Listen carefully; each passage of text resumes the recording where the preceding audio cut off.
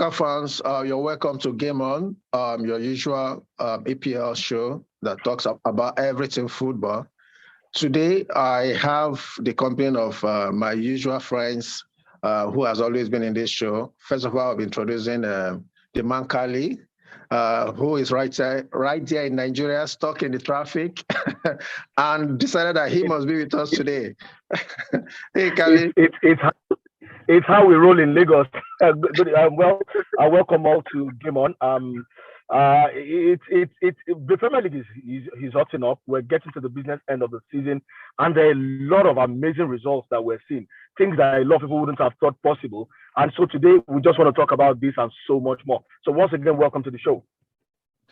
Thank you, Kali. And with me also, I have Femi, all the way from London, and also stuck in traffic, funny enough. Femi, say hi to our fans, please. Oh, I found my way home eventually. You're home finally. I'm a little better than Kali. I can even jump on my laptop as well now. So Kali is behind us. But What a great pleasure to be on the call with everyone. Thank you guys for coming on our show. It's your show. It's something we love to do all the time. And what a pleasure to actually really get our teeth into the business end of the season, like we've already got into, to let you know. It's going to be amazing. I mean, look at the possibilities for the league title, for the top four, and the relegation troubles as well for those who are there.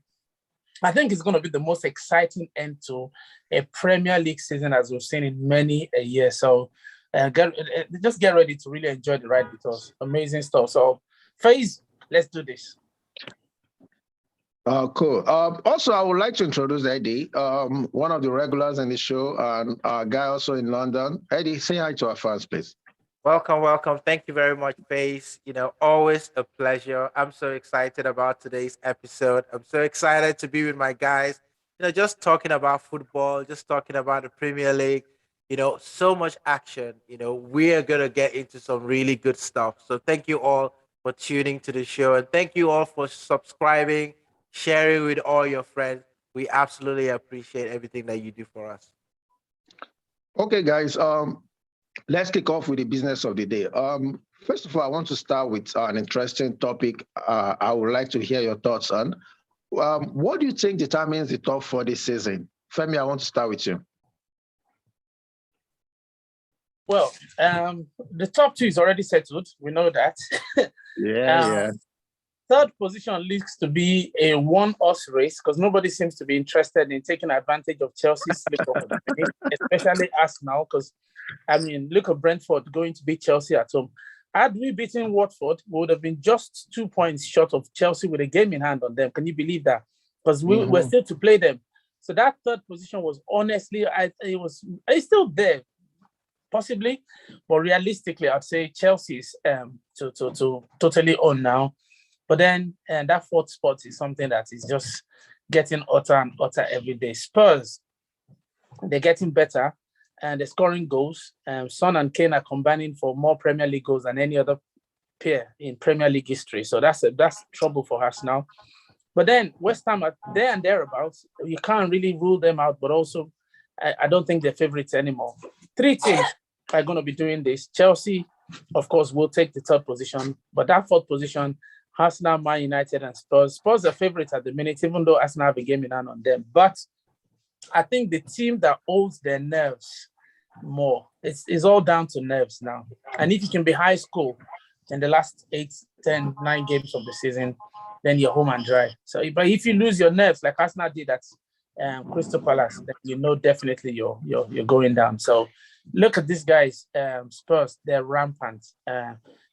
You would have thought it was going to be a bad day for them in their last game, but they came back and just totally won it for themselves. So again, just to put the real truth out there, the team that holds its nerves even more, a high school one, would actually take the top 4 position eventually. That 4th position especially, that's what I think is. Let me give you a talking point so that you can slide in, Kali. Tottenham has actually won 5 out of their 6 matches, and they scored 17 goals and just conceded 4. I want you to comment on that and also explain what you wanted to say. So, regardless of the stats, how many goals they are scoring, how many goals they are conceding, and all of that, Tottenham Hotspur were never out of it at any point. I think a lot of people were just excited about the way Arsenal was playing, and that was just it. A lot of people were excited. Arsenal started winning games. Arsenal at the start of the season was never. Nobody would have thought Arsenal would be in in the consideration for a top four finish. So I think a lot of people got carried away, both Arsenal fans and non-Arsenal fans, pundits, and a lot of people just got carried away with how Arsenal played, and that explains it. So Tottenham Hotspur have always been one of the favorites to finish in the top four. And when you look at the squad that they have, then you respect what they have. In terms of Premier League experience, they have a whole lot over Arsenal. In terms of managerial experience, they have someone in the side who is a proven winner. He's a proven champion here and there. And so everything is supposedly in favor of Tottenham Hotspur. There was never a time in my own books that they were out of it. But of course, Arsenal have done very well. They've put themselves in a position where you can't totally overlook them in the talks for who takes the fourth position, and all of that. But then where I don't want to agree with Femi is Chelsea. Chelsea are they're in a funk right now. Do they have the squad to get out of this funk and begin to get good results? Yes, they do. Do they have the manager to get them out of it? Yes, they do. But right now, there's something wrong with their mindset. There's something wrong with the mentality, the attitude, the body language in that club seems pretty off. A lot of people have blamed it on what's going on with Roman Abramovich. A lot of people have blamed it on what's going on with the manager himself, Tuchel, and the divorce issues and all of that. But something isn't just going on. A lot of our players are not playing right. They're not pulling their weight. Lukaku was brought in for a lot of money to do a job. He's not doing the job. Timo Werner can't seem to find a goal anywhere. And it's amazing because Timo Werner gets to the national team and is banging in the goals. But then he gets to Chelsea and he can't find his footings. Kai Havertz has been the man who's rescued them over and over again and all of that. And it's going to get to a point where Timo Werner won't be able, to do the job alone. And he needs support cast. Unfortunately, the support cast at Chelsea in recent weeks have not, they've not really been up to scratch. Look at the game they played in the Champions League just yesterday against Real Madrid. They looked an absolute shadow of themselves. Tuchel said something. He said he was going to build a team that defensively everybody will be afraid of them. But right now, anybody can score against Chelsea. And that's why I think that third position, except something changes from the weekend, it is not over yet. The third position, Chelsea, don't be shocked if Chelsea drop to fourth and Tottenham Hotspur finish in third. I wouldn't be shocked if that happens right now because Spurs are on a run there. They've gathered the momentum and the results are going their way. Chelsea, on the other hand, they don't look very, very assured. They look like there's something wrong with the team. Something needs to be done. Unfortunately, there's no Roman Abramovich to kick them in the backside and get them rolling again. So the team, whoever is running the club side right now, must find a way, to get the team back to start doing what they were doing earlier in the season. And that's it for me. So I think I've said it before, and I'm going to say it again. And if you go back to our first episode of this show, I said something. I said if Arsenal finish in a Europa League spot, they've done well. Currently, with the slump in Chelsea's form now, definitely what he's saying makes sense. But I also want to bring your attention to Arsenal's form and why everybody thought, everybody started pointing towards Arsenal even in terms of the third position. Prior to the game against Palace, Arsenal has only lost one match in 7 outings, and that was just to a superior Liverpool. So clearly we all saw the momentum, we also they were playing well and they were winning, and everybody lost focus. But what do you think in terms of who determines top 4? What determines top 4? Do you think the top 2 is gone also, and do you think the other 2 spots is up for grabs? Yes. So I think the top 2 on a planet on their own. I think there is no debate about Liverpool and Man City. They're playing in their mini league right now, and they've closed the gate, so no one can get into that league right now. For the top 4, I do agree with what Kyle is saying. Chelsea's in a funk. They're really, out of form. When you lose 2 games on the trot, you're not in a slump yet, but you're in a funk. And if you lose another game, you're officially, in the slums. So they have to be careful about that. I'm disappointed about Arsenal's result, but actually I'm not panicking because Crystal Palace are a very good team. They beat Tottenham in Crystal Palace, a lot of teams will go to Crystal Palace and stumble.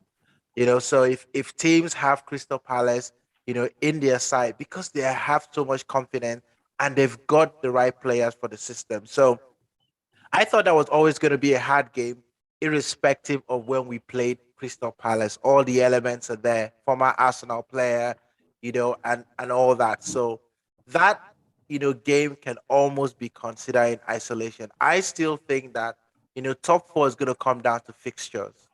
The fixtures is largely going to determine who ends in that position. Now, Tottenham can be smiling because they think that right, they've got some very nice easy games in their next three games. So they play Villa, they play Brighton, and then they play Brentford. But everyone would have thought that Brentford was an easy game against Chelsea, a couple of weeks ago, and it turned out not being the case. So it's going to be the team that navigates the fixture the best that gets that top four.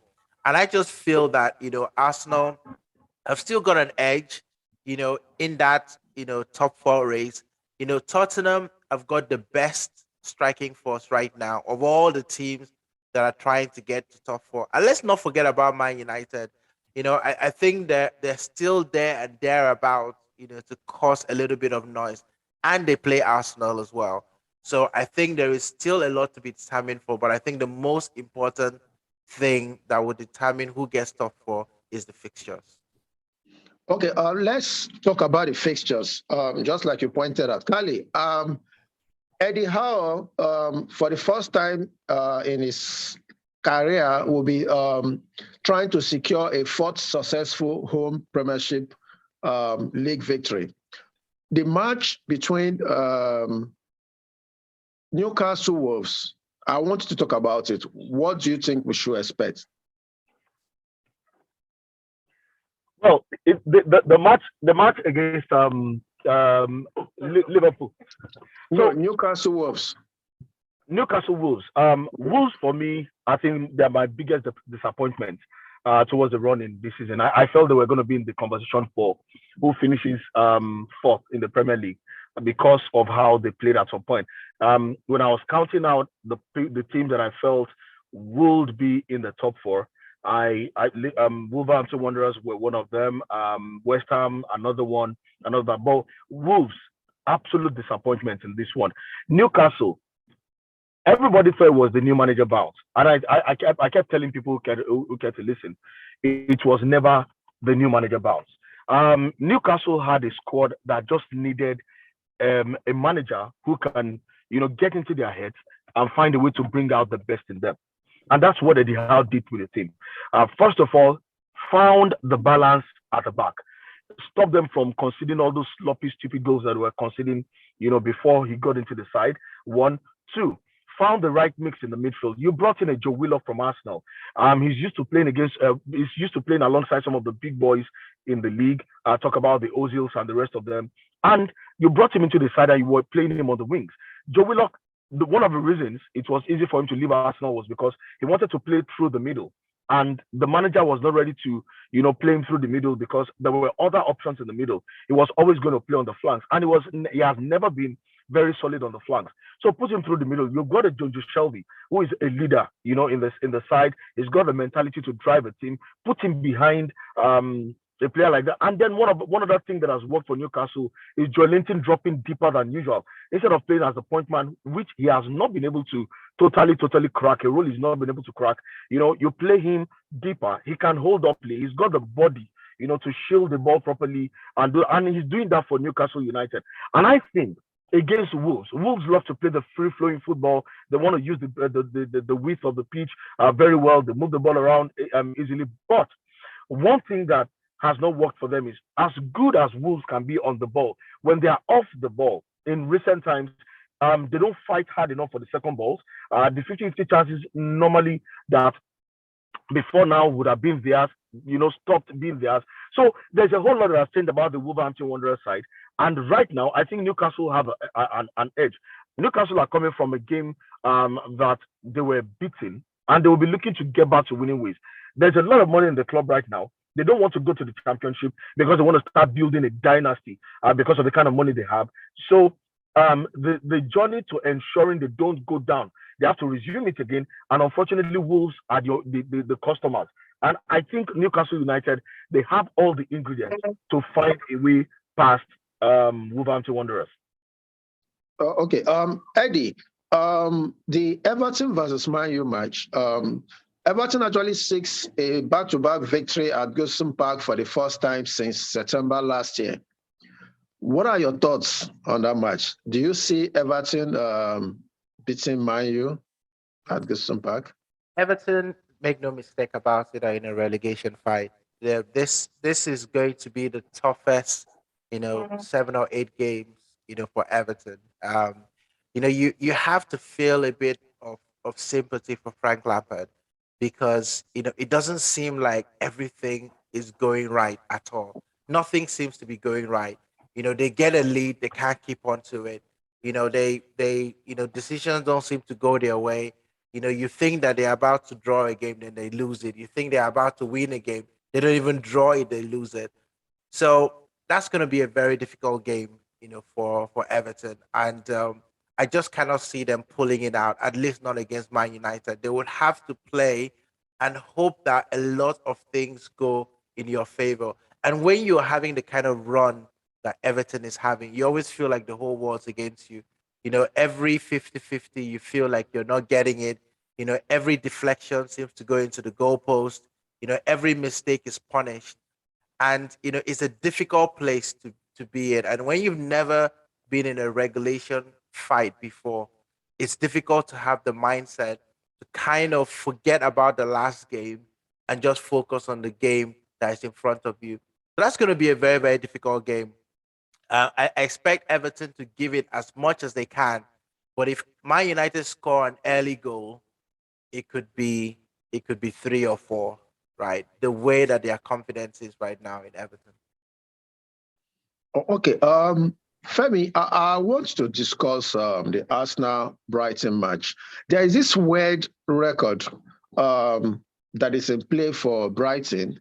I was shocked to learn that Brighton has never won a match in April.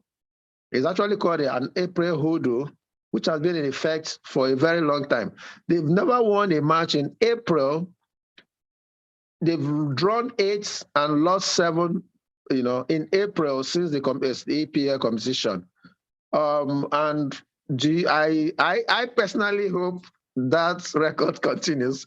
But I want you to describe how you think this match will play out, Femi. Arsenal versus Brighton at the Emirates.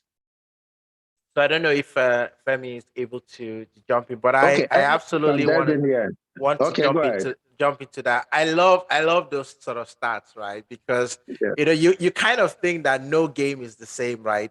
Every game is supposed to be different, but somehow some teams just don't seem to perform, very well at a certain point in the year. I think that Arsenal, would have their minds set for this game.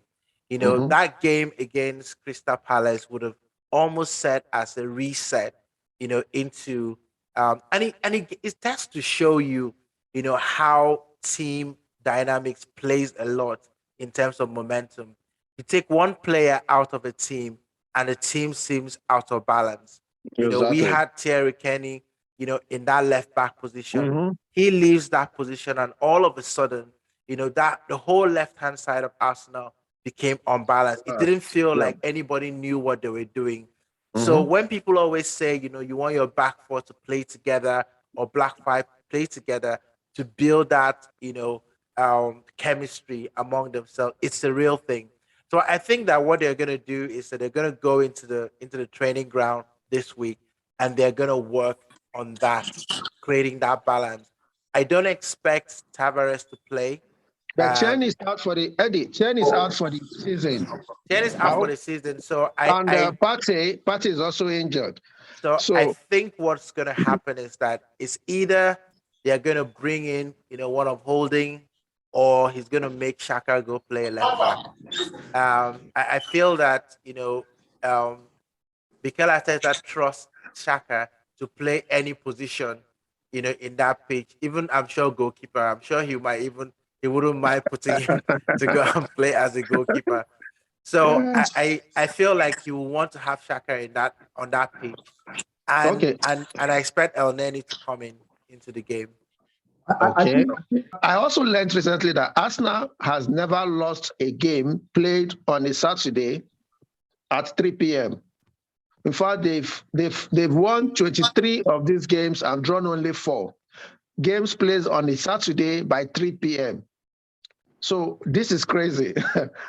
So I don't do stats because I think it's deceptive. You know, if you've Okay. noticed the way I accept stats a lot because it's a Okay. lot of deception in there. But I'd Okay. rather talk about the way the team is put together. And I Okay. think one of the things we're probably going to see, despite the fact that we have 2 players injured, Tierney is out, Mhm. till For next the season. season. Yep. Partey is out for a long time as well. We're going to see Lokonga come into the side. El Neni might also be playing alongside Lokonga. One of the things that Eddie said that is very true is how much faith Arteta has in Xhaka. And it tells you how important that guy is to Arsenal. Talking about Granit Xhaka. Is one man who is one of the leaders in the side. He gives his all, even when at a point when he had issues with Arsenal fans, which I felt was crazy, because singling him out when the whole team was crap, I felt was out of order. I think Xhaka is going to deputize at left back till the end of the season. I think we're going to see him do that. And when that is not happening, we're going to see three. We're going to be playing 3 at the back. Sometimes if you notice the game against Crystal Palace towards the end of the game, that was what Arsenal switched to 3 at the back, and then you had 2 wing backs. Unfortunately, one of the things Arsenal is not addressing, and one of the things I fear for Arsenal the most going up against Brighton at the weekend is the issue of Saka. Saka is tired, and it's very, very clear to see. He's not been as influential as he was at the start of the season for about 6 weeks now. I dare say, regardless of whatever contribution he had sometime in the game, assist or goals, Saka looks tired and he needs some rest. We should not forget that this Arsenal squad, there are a lot of youngsters in the team, and we're putting too much on them too early. Saka, yes, he's good. He wants to play at all times, but it's the job of the manager, to rest him sometimes. One of the things I tell people, if Pep had stayed longer at Barcelona, I think Messi wouldn't have burnt out as quickly as he did. No, but I like what Kali was saying there, and he does bring up a very, very good point because one of the things of winning teams is knowing how to play and use players, right? Yes. And it's absolutely right. Saka, if you look at that game, against Crystal Palace were very comfortable to send 3 players every time he had the ball. And after a while, it starts to drain on you as a player. So I'm not quite sure. The trouble Arteta has as a manager is that the other players have not been giving him food for thought in that position, right? So Pepe hasn't done enough, to say to the manager, I want to be starting, on a regular basis. So that's Eddie, going to be a challenge. Eddie, you don't have to. Eddie, do you think? I also think rotation of players should be considered with respect to matches you play. When you have your full squad, like you are saying, a Pepe can be brought in when a Pepe plays with Odegaard and the other guys, Lacazette and the rest. You may not feel the impact or the loss of 1 or 2 of these players. So rotation is key. Just like what Kali was really saying, it is key to keep players fresh, keep them competitive, and also, according to games we play, when to bring in, when to rise them. You see it happen in City. That is why most fantasy managers don't like taking City players, because you never know what can come in. You don't know who Pep will play. Because I know he's poised for Chelsea. We can't compare it to us now, but also we have the Peppers. We have some people that can come in and play some matches. So Just like what Kali is saying.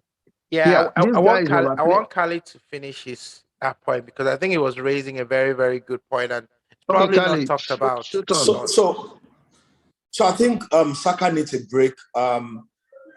You've got to understand that it comes to a time when your players must rest. Unfortunately, Arsenal don't have the kind of squad where you chop and change at all times.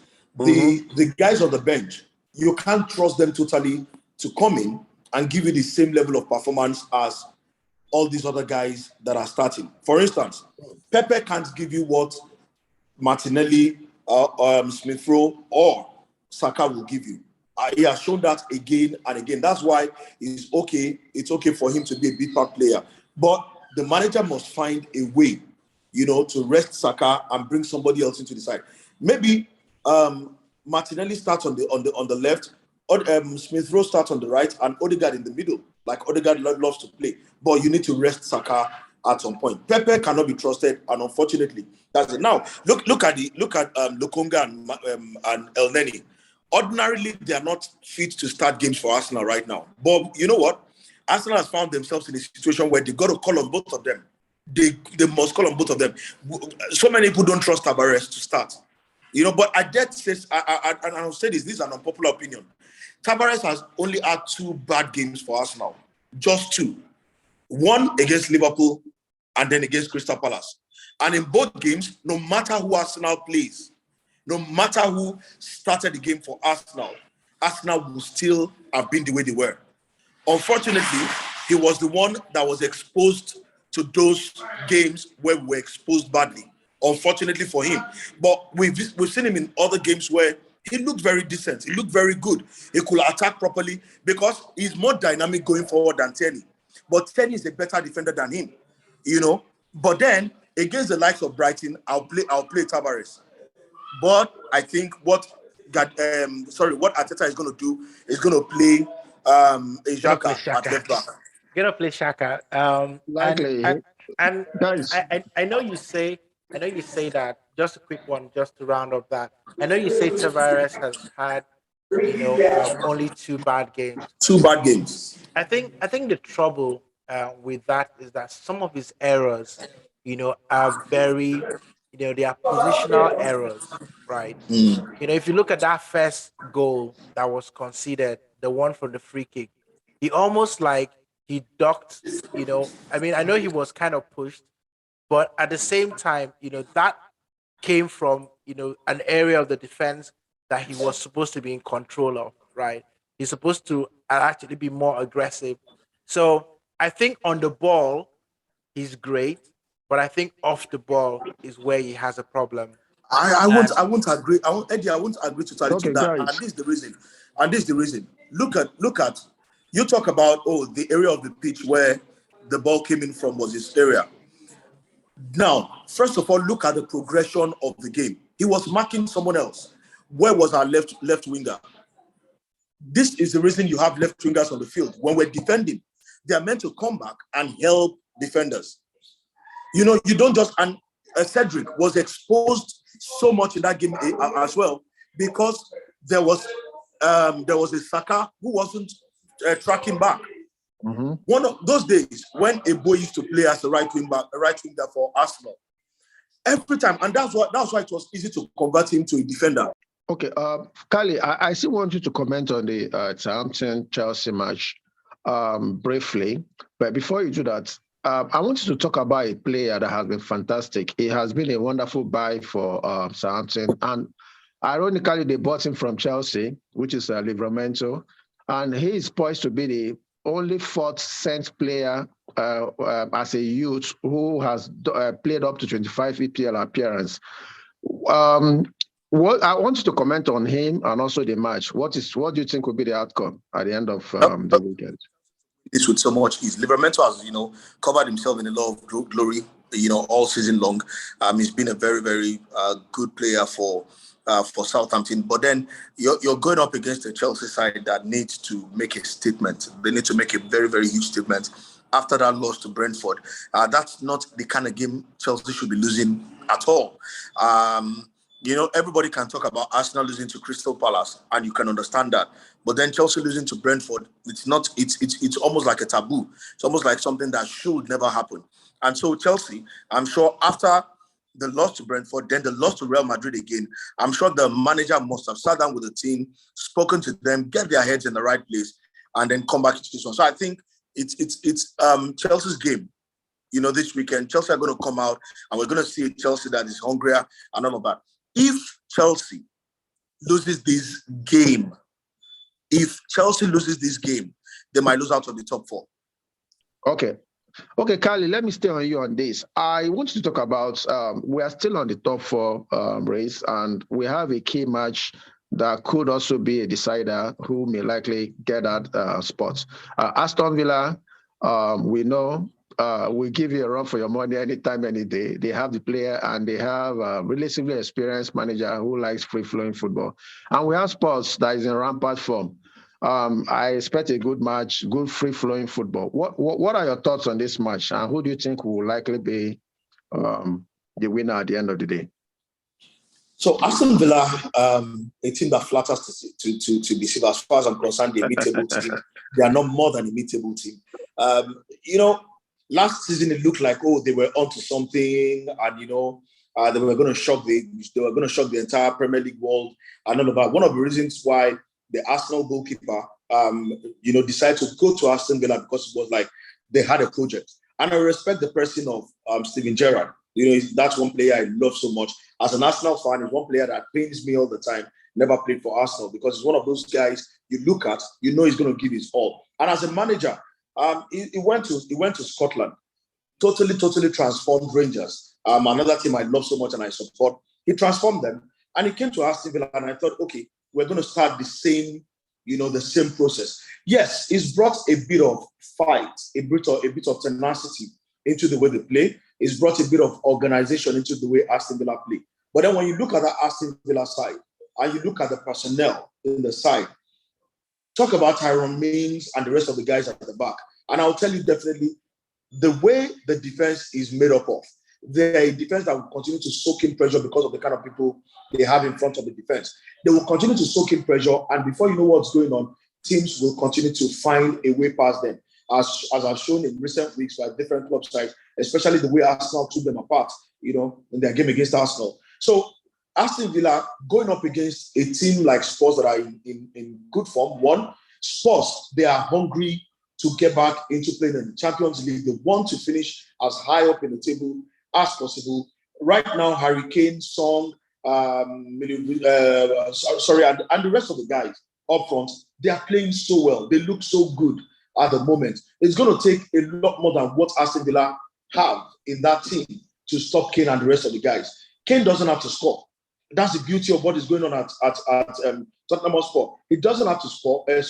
All he needs to do is just create the chances. But this weekend, I'm tipping Harry Kane to score at least 2 goals in the game against Aston Villa. That's how good it's going to be against this defense, because defensively, Aston Villa they don't have the capacity to withstand when this Tottenham Hotspur side go on rampage. Tottenham, kudos to their manager, kudos to the kind of guys they have in their side. I think they are just in a form that nobody can take them for granted. So I think Tottenham Hotspur will find joy in every department. At the back, look at the guys playing at the back for Tottenham Hotspur, and look at who Oli Watkins. Yeah, Oli Watkins for all the good he does. He knows how to score goals. He knows the way to go. But when the chips are down, can he get the better of this Spurs defense? I don't think so. Højbjerg in the middle alone might neutralize anything that that Villa might have to throw at them. Only Watkins might just turn out to be a passenger in the game against Tottenham Hotspur. Yes, we know any mistake from the Spurs midfield and defense, he can capitalize and he can hurt, the Spurs defense. But I still think going forward, Aston Villa don't have what it takes to stop this Tottenham Hotspur. Eddie, I think you've spoken about Tottenham before, so I want you to comment on the Man City-Liverpool game, if you don't mind. I know you're itching to. I know it's going to be Dobbs Super Sunday. This is definitely the title decider. For me, that's my opinion. I may be wrong, but with the kind of form these two guys are, and I don't see any of them dropping any form until the end of the season. And I think this is the match that will actually decide who takes the title. But that is my own opinion. But I want you to talk about this match.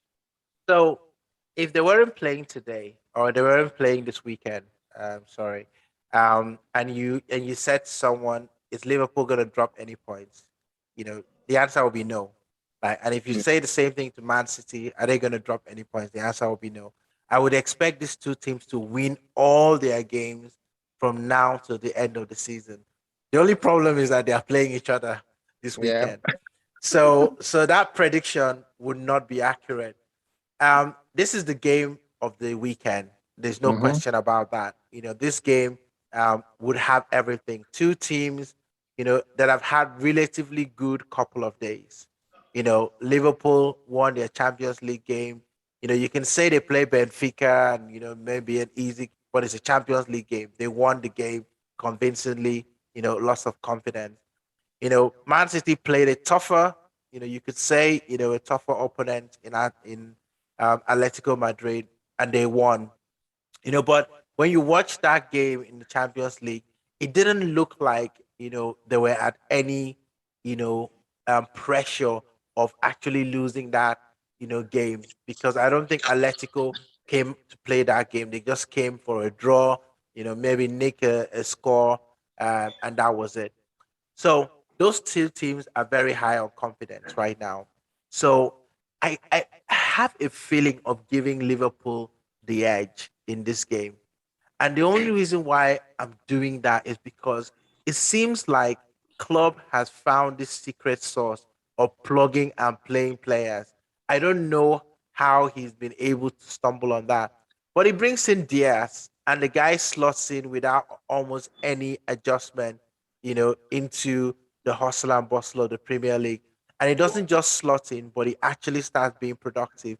Jota feels like he has been playing for, a top four team. He was playing for Wolves, a couple of seasons ago, and you couldn't have thought that this was the same player that's playing for Liverpool. So I think that Liverpool, Man City, always you never know when they want to turn on the style. They've got Kevin De Bruyne, in the team, who is an absolute masterclass. So I feel like they might neutralize each other in this game and give it out a draw. But if I wanted to edge one team, I would just give it to Liverpool, just because of the firepower that they have in front.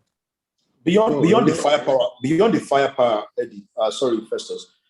Look at the head-to-head between Klopp and Guardiola. Somehow, Klopp seems to know how to dismantle Guardiola's tactics. Somehow, he seems to know how, to cage Guardiola's rampanting, no matter how well they are playing or how badly Klopp's team is playing. So I will agree with you that Klopp probably has the edge, And if you look at Diaz from where he's coming from, he was a handful. So I'm not surprised that he's slotted in well with Liverpool. And then again, you need to understand the fact that Liverpool, they're a very good side. They're playing very well. It's going to be easy for any good player to come and slot in and do the job. Same thing that Jota did with the team. Same thing Sadio Mane did when he joined. Same thing Salah did when he joined. The progress over the years on the club has been too beautiful. And he has found a way to sustain that progress by adding maybe just one or just two players. Quality here and there. He doesn't buy in bulk. You will not see him buy in bulk. He buys 2-3 players that he feels are going to slot straight into the side, and that has worked for him. And I think I agree with you totally that he has an edge over Pep Guardiola in this one. And I won't be shocked to see Liverpool victory come this weekend. I will be shocked to see Liverpool victory. For me, I'm actually looking at that match ending in draw. Two of them are almost playing at almost same level. You can actually barely separate both with the kind of the level they are playing at. I see that match ending in draw. But I want us to move on from fixtures. Eddie, I want you to talk about coach's advantage in the EPL, basically. What do you think? Which of the coaches do you think gives some teams an advantage to succeed?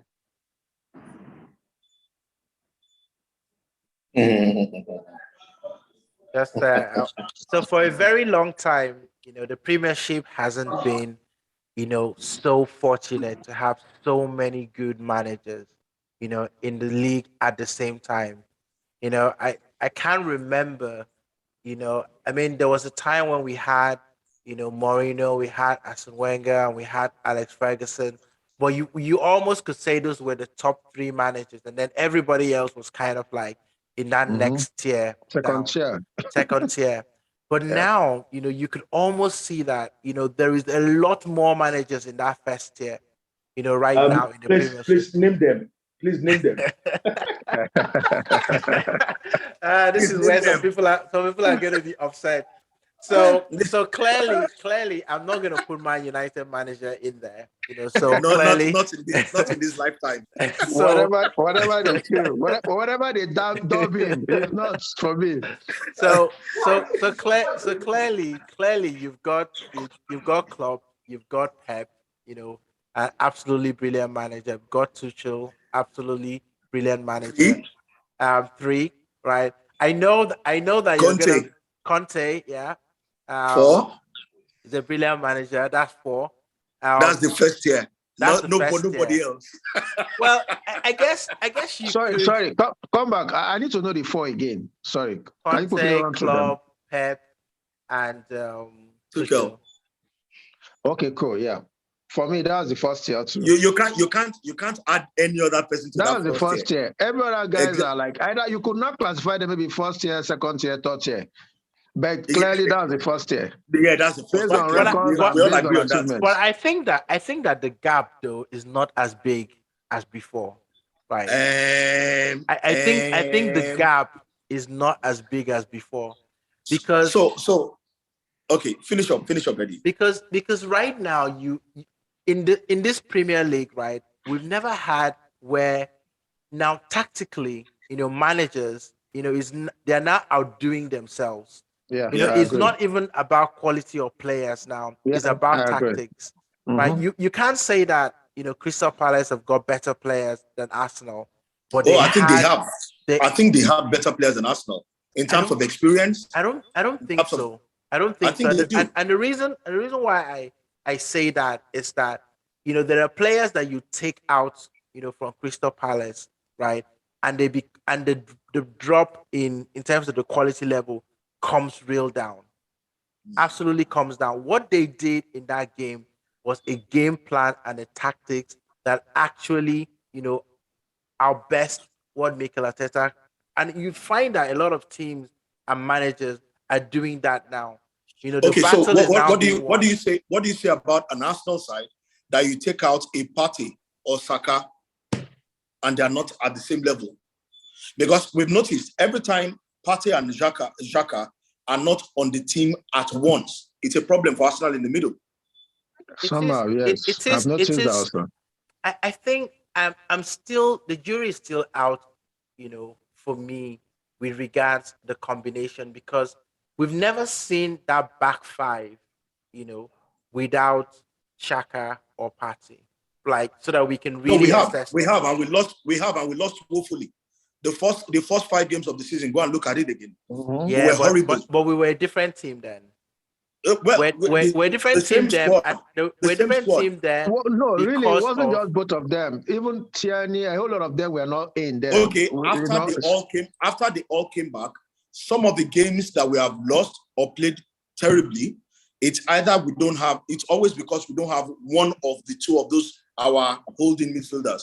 One of Xhaka or Partey is out, and whoever is partnering them looks lost. And Arsenal have suffered that over and over again. Arsenal have even coped well without Tomiyasu and Kieran Tierney. Yeah, Arsenal have coped well without them. I would say that. But in the middle, every time Arsenal have lost either of Xhaka or Partey, the team has not looked solid. I'll give you that. Arsenal has some absolutely important players, and I think every team does. So my question is, how do you measure the gap? Is it by how well you play against one or two teams, or how well you play in the league entirely? I think Crystal Palace, until the Arsenal game, I've only won plus the Arsenal game, they've only won 2 in 11 games. This is true. Whereas Arteta have only lost 2 games in 11 games.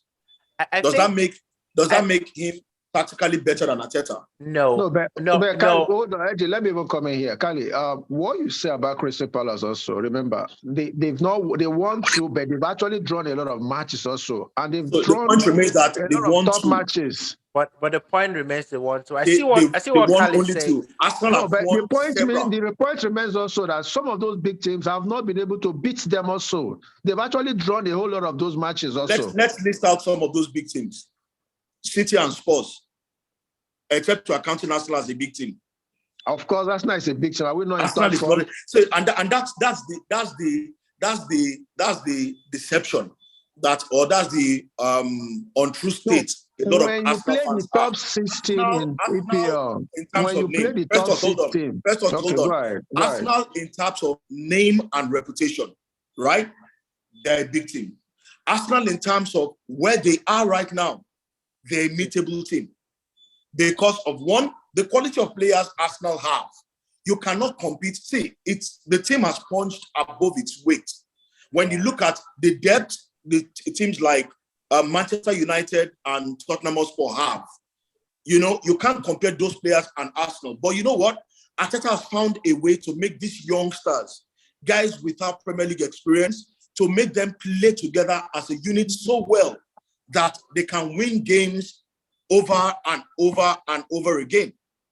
And that's why a lot of Arsenal fans now think, oh, Arsenal has gotten back then. No, Arsenal is still far from that place. Arsenal should get to the point where if Saka is not playing, you are not missing him. If Partey is not on the field, you don't even know he's not there. If White or Gabriel is not there, you don't even know. That's when Arsenal was a big team, that was where Arsenal was. I agree with you, Kali, and I think what you've just said there actually just adds to that point about the tactical brilliance of managers right now, and you can almost say that there are times that you can almost look at it on a game by game basis, where you can say some managers are outclassing others, but the Premier League is one of the very, very toughest leagues in the world because you can come up with a great, plan, but then a player has indiscipline and it completely changes the outcome of the game. Exactly. Yep. True. A player gets injured and completely outbalances, your plan. Mm-hmm. So it's always very, very difficult. But I do agree with you that, Arsenal right now are punching above their weight. There's no question about that. And I think the summer, and we're going to talk about, Arsenal's aspirations in the summer, but the summer is going to be huge, for Arsenal. Okay. Because of time also, Scully, I'm going to ask you, basically, who do you think is too good to go down? I'm not going to call any name. I'm not going to call any name. Among the guys in the relegation dugout now. Nobody's too good. First, nobody's too good to go down. Amongst all those guys at the bottom, including Everton, nobody's too good to go down because they've all not shown the consistency expected of a team that wants to stay up.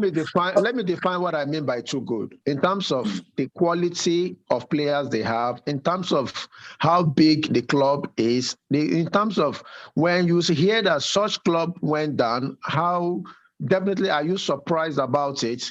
When I say too good, I'm not talking of their performance so far. If a man you go down, but what determines how you go down? But what determines how you go down, or if you go down or not, is your performance. It is. It has nothing to do with the structure. Unfortunately, I've watched a lot of them this season, and they've not played like teams that don't want to go down. So if you feel that if Burnley goes down, everybody's running to the trap door. If you feel that Burnley goes down, you think it's okay. They deserve to go down. They deserve to go down. Everton deserves to go down. Do you know what? All the way from Newcastle, from Newcastle all the way down. Newcastle all the way down. because Kelly's absolutely right. There's no team that is too big to go down or too big No, to for go me, down. I think Everton, with their club history and what they The represent club also. history is not playing on the pitch. Stop playing. But There's a club. if a Man U goes down today, there's no matter how badly they play, So, you will so feel first off, that's where I'm coming from. the reason I would be shocked if United gets relegated this season Oh, is yeah. not because of the name of the club, Yeah. right? It's because of how they've played until now.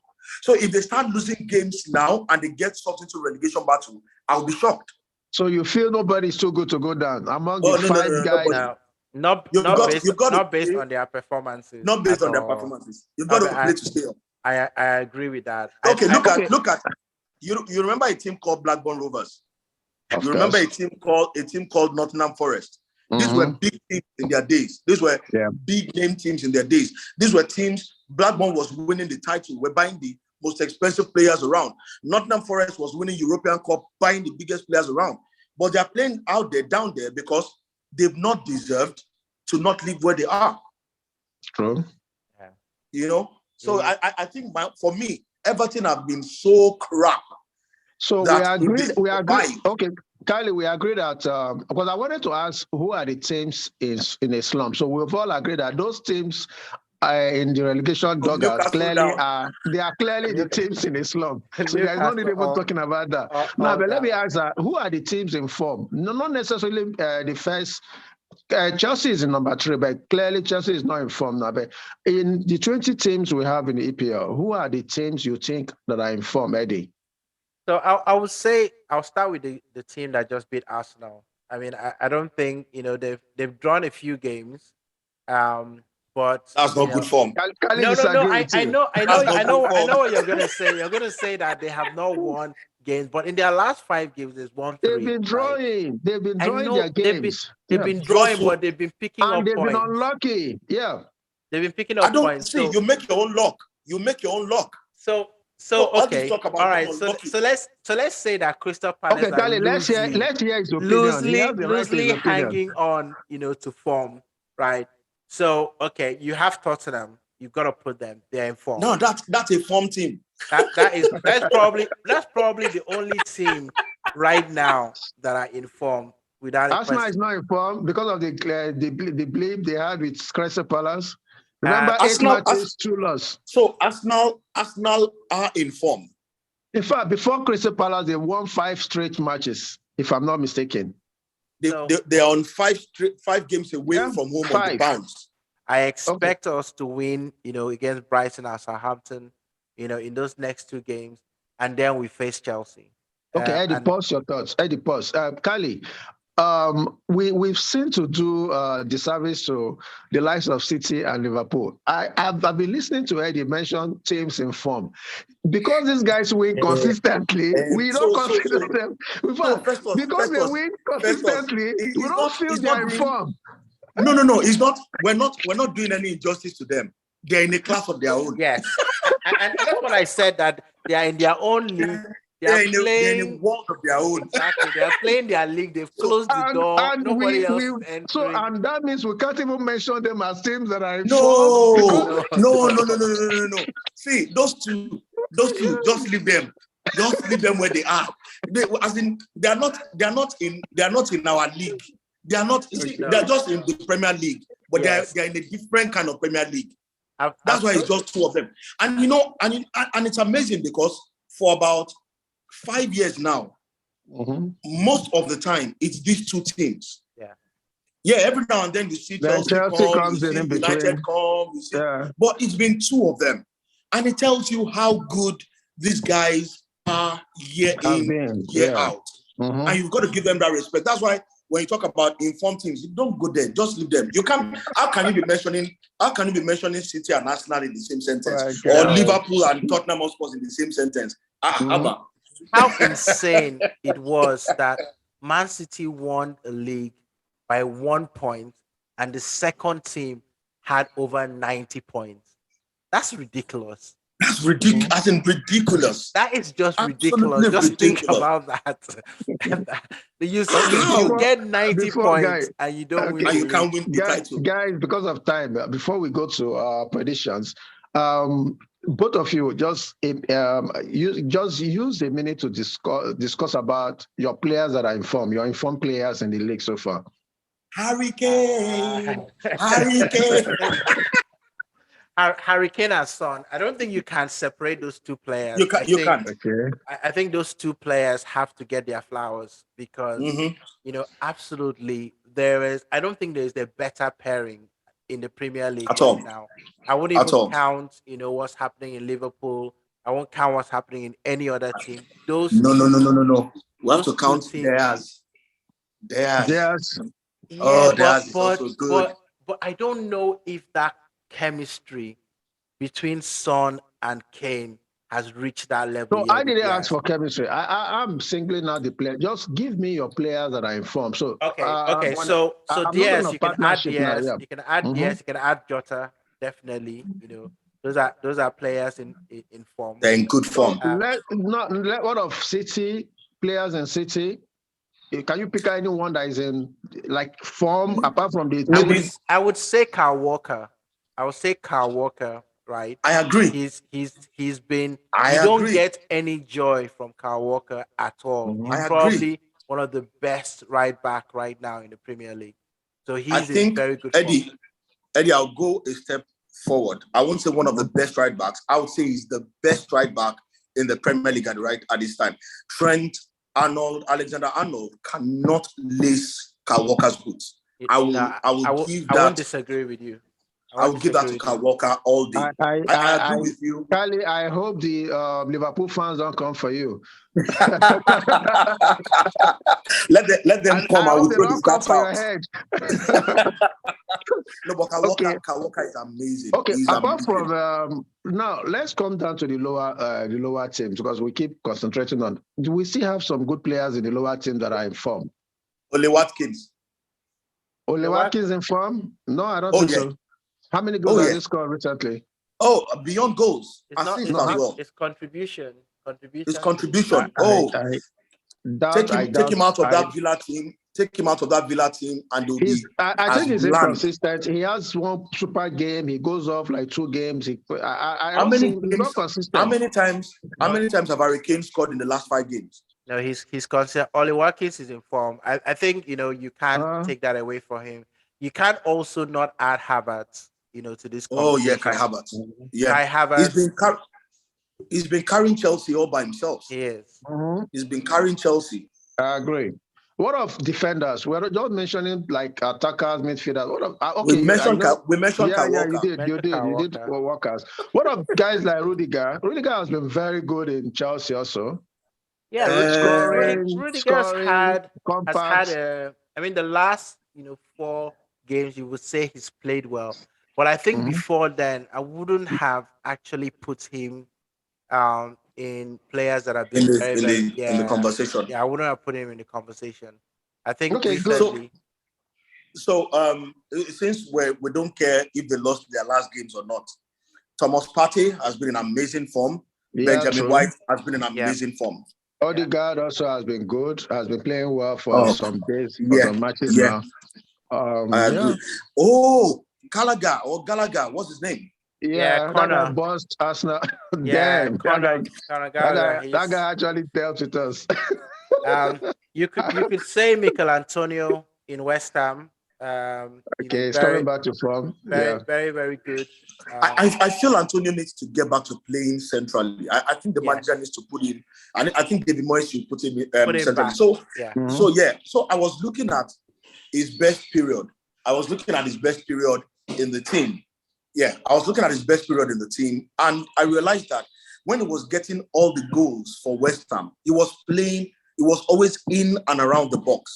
Now he's playing out wide, and he's not contributing as much. So I think they need to push him back into the middle and find other people to play on the flanks. But totally agree with you. He's gradually coming back to that bullish, all action Mikel Antonio that we used to know.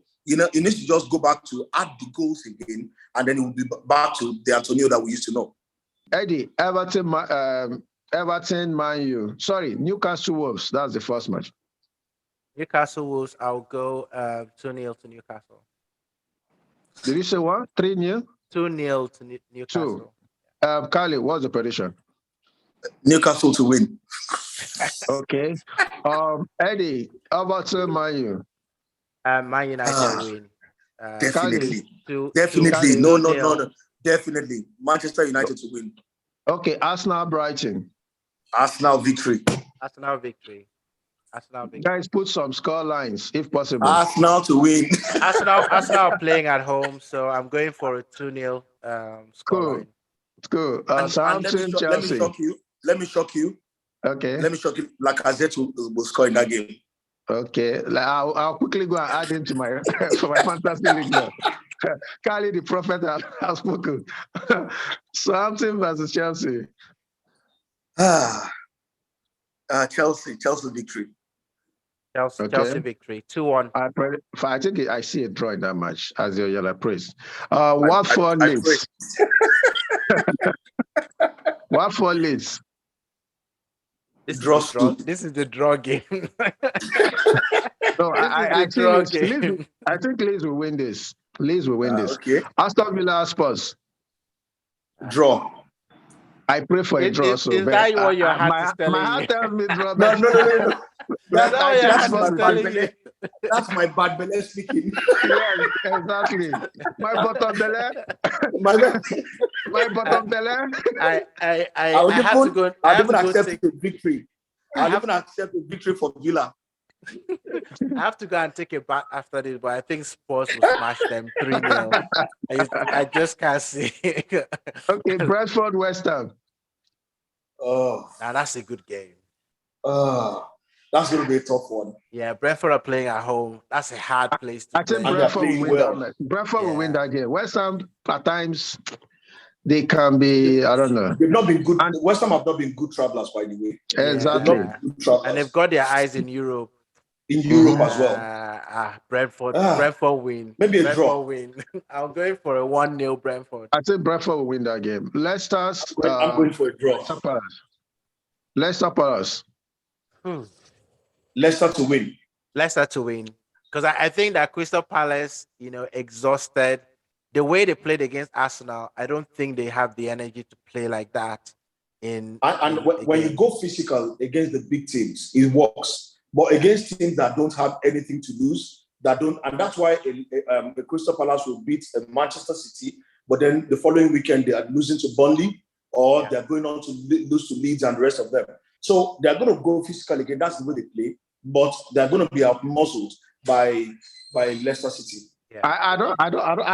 Kylie, funny enough, I don't think Leicester will beat them. I see Palace riding on the form against what they did against us now. I think that go and look at every time they beat a big team. They lose the next game. Remember what you told me? You said you don't believe in stats. So I'm telling you what I see will happen. It's not. This one is not statistics. It's performance. Yeah. They exhaust themselves. And then the next game, they can't sustain that energy level. They had a week to recover. So they are it doesn't matter. Even the time they had more than a week. Okay, Norwich Burnley. Burnley to win. The battle of the relegation. Battle of the bastards. Burnley to win 2-0 to Burnley. Okay, and the Super Sunday match of the week, City Liverpool. Now I need you guys to give me your exact prediction. 1-0 to Liverpool. 1-0 Liverpool City 1-1. I think I see 2-1 here. City to win. Okay, guys, this has been a lovely day. Has been a lovely time. Game on as usual brings excitement, and we've had a wonderful time. Kali, say something to the fans before we close. Thank you very much, all of you, for joining us again. Don't forget, subscribe to our channel. Share our channel with everybody you can. This is an informal way to discuss football, the way you all love it, the way we all love it. We're going to get better as the week, goes by. We're going to get better, and we're going to be doing a whole lot more. So thanks for joining us. Remember, we're going to be back here sooner than you think. Thank you very much. Bye-bye. All the way from Lagos, Kylie is telling us, join us and always enjoy our program. Eddie, say something from all the way from London. Smash that like button. Thank you very much for coming into our world. We've absolutely enjoyed ourselves and we've absolutely enjoyed doing this for you as well. So this is all for you. So thank you very much for the support. Remember to, share, comment. Let us know what we can do better. And we'll keep growing. So thank you very much. Okay, thank you, guys. This is Festo signing out all the way from Maryland, US. Thank you, guys. It has been a lovely time. Peace. Game Love on. you all.